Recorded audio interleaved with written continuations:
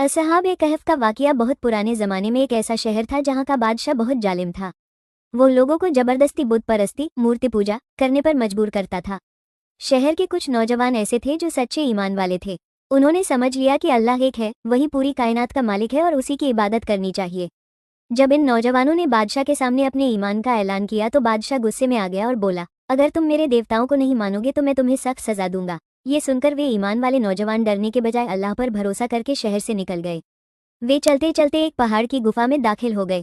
वहां उन्होंने दुआ की, ए हमारे पालनहार, हमें अपनी रहमत अता कर और हमारे लिए हमारे काम में सही रास्ता आसान कर। अल्लाह ताला ने उनकी दुआ कबूल कर ली।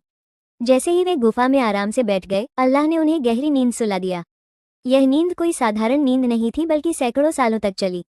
कुरान शरीफ के मुताबिक वे 309 साल तक सोए रहे। इस दौरान उनका जिस्म खराब नहीं हुआ, बल्कि अल्लाह की कुदरत से उनकी हालत वैसी ही बनी रही।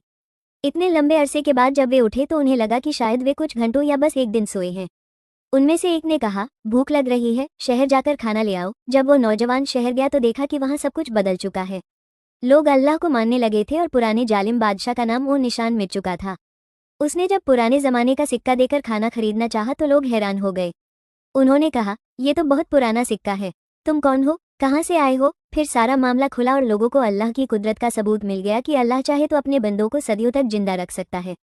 आखिरकार वे नौजवान फिर अल्लाह के पास लौट गए। उनका ये वाकया हमेशा के लिए एक नसीहत बन गया कि अल्लाह पर सच्चा भरोसा करने वाले कभी नुकसान में नहीं रहते। सबक 1, अल्लाह ताला अपनी कुदरत से हर काम कर सकता है। 2, ईमान वालों को चाहे कितनी ही मुश्किलें आएं, उन्हें अल्लाह पर भरोसा रखना चाहिए। 3, दीन धर्म की हिफाजत के लिए कुर्बानी देना अल्लाह को पसंद है।